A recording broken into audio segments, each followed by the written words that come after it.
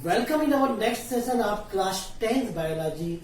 In previous classes, we had already discussed about types of nutrition, autotrophic nutrition and heterotrophic nutrition. I hope you had revised all that. Okay, let's start something about autotrophic nutrition related to photosynthesis, exchange of gases, how to plant obtain CO2, why CO2 is required for plant, all everything. ठीक है, तो ये सब चीज हम देखने वाले हैं यहाँ पे. इससे रिलेटेड एक बहुत ही इंपॉर्टेंट पार्ट यहाँ पे है, वो है स्टोमेटा. स्टोमेटा का प्लांट में क्या वर्क होता है, क्लोरोप्लास्ट का क्या वर्क होता है प्लांट में, ये सब आज की क्लास में हम देखने वाले हैं. तो आपने ऑटोट्रॉपिक न्यूट्रिशन देखा था. ऑटोट्रॉपिक न्यूट्रिशन में plant prepare their own food by photosynthesis process. ठीक है, तो ऑटोट्रॉपिक न्यूट्रिशन में प्लांट अपना फूड सेल्फ प्रिपेयर करते हैं, ये आपको अच्छी तरह से क्लियर हो चुका था. ठीक है, तो प्लांट अपना फूड जब सेल्फ प्रिपेयर करते हैं तो उनको क्या क्या चीजें रिक्वायर्ड होती है. ठीक है, तो इसमें हमने देखा था प्लांट को CO2 की रिक्वायरमेंट होती है, H2O की रिक्वायरमेंट होती है, और इन दोनों की हेल्प से प्लांट सनलाइट की प्रेजेंस में, क्लोरोफिल की प्रेजेंस में क्या प्रिपेयर करते हैं, अपना फूड प्रिपेयर करते हैं. तो ये जितनी चीजों की प्रेजेंस में प्लांट अपना फूड सेल्फ प्रिपेयर कर रहे हैं, ठीक है, ये जितने भी एलिमेंट्स हैं, for example CO2, H2O, sunlight, chlorophyll, ये सब फोटोसिंथेसिस को अफेक्ट करते हैं. ठीक है, यदि आपसे पूछा जाए कि what are the factor of photosynthesis which affect rate of photosynthesis, तो CO2, H2O, sunlight, chlorophyll, temperature, ये सभी फैक्टर क्या करते हैं, फोटोसिंथेसिस प्रोसेस को अफेक्ट करते हैं. ठीक है, जैसे कोई भी प्रोसेस होती है तो जिनकी प्रेजेंस में वो प्रोसेस होगी वही चीजें अफेक्ट करेंगी.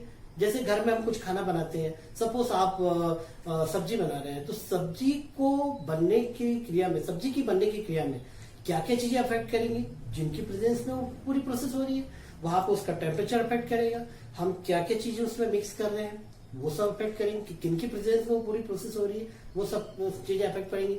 उनका कम और ज्यादा होना, यदि सपोज हमने सब्जी में नमक ज्यादा डाल दिया तो क्या अपनी प्रोसेस अच्छे से हो पाएगी, अपनी जो भी हम पका रहे हैं, बना रहे हैं, क्या वो अच्छे से बन पाएगी, नहीं. टेम्परेचर हम ज्यादा बढ़ा दें या कम कर दें, या हम पानी को कम या ज्यादा कर दें, तो क्या वो प्रोसेस होगी, नहीं.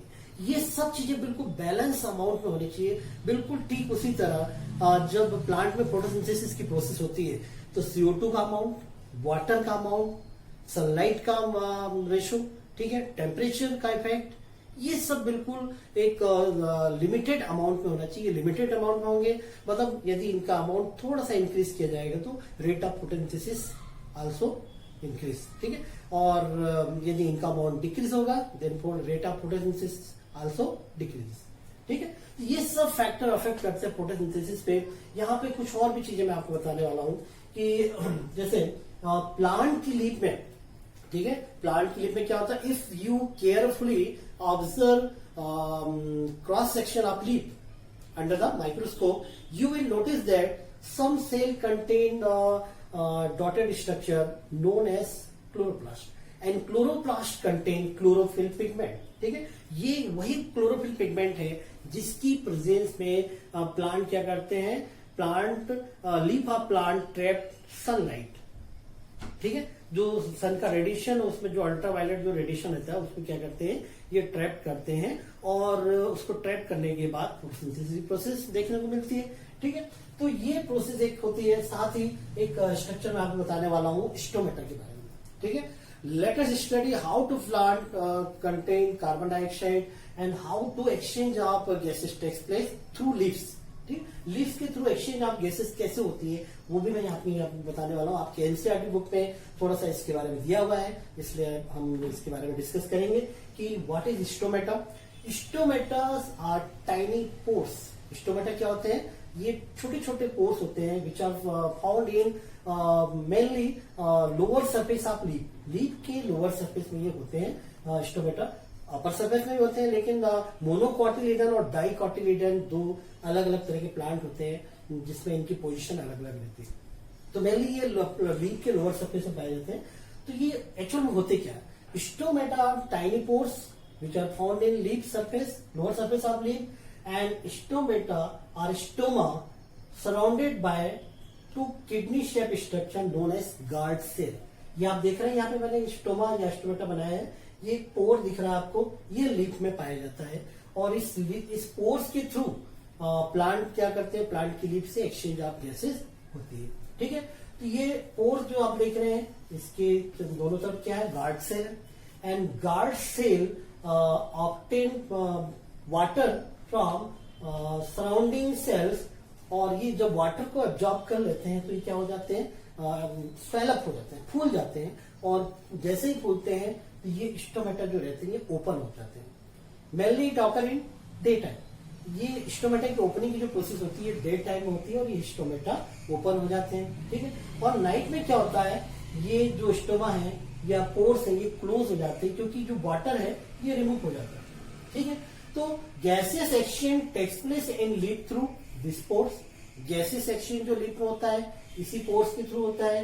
Large amount of water can also be loss through in this pore. इस पोर्स के थ्रू एक तो गैसेस एक्सचेंज होगा, सेकेंड क्या, लॉस ऑफ वाटर होगा।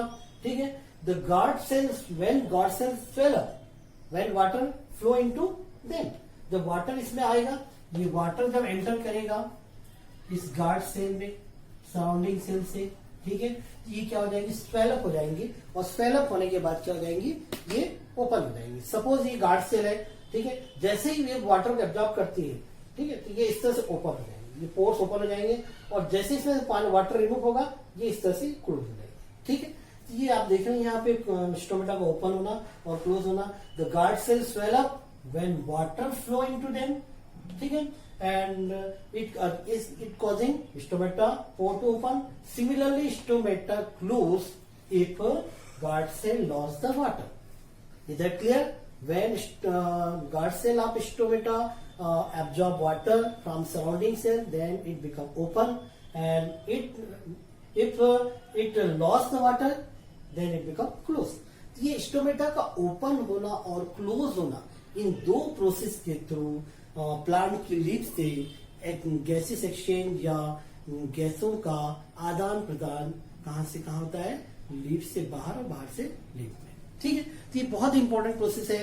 एक लॉस ऑफ वाटर की एक और प्रोसेस होती है जिसको ट्रांसपीरेशन कहते हैं। ये ट्रांसपीरेशन प्रोसेस स्टोमेटा के थ्रू ही होता है। और ट्रांसपीरेशन में the loss of water from the aerial part of plant through leaves, जो प्लांट की जो लीव्स होती हैं उनके तो, और इसी लीव्स में क्या होते हैं, स्टोमेटा होते हैं। The loss of water from the aerial part of leaves is known as transpiration. तो इस ट्रांसपीरेशन प्रोसेस के थ्रू इस ट्रांसपीरेशन प्रोसेस के थ्रू क्या होता है, लॉस ऑफ वाटर या गैसेस एक्सचेंज प्लांट में देखने को मिलता है। ठीक है, तो ये आप समझ चुके हैं अब तक कि किस तरह से स्टोमेटा का लीफ में वर्क होता है, किस तरह से ये ओपन और क्लोज होते हैं, और एक्सचेंज ऑफ गैसेस ये प्रोसेस कैसे होती है। ठीक है, तो ये आपने नोट कर लिया है, फटाफट नोट कर ले इसको या स्क्रीनशॉट ले लें।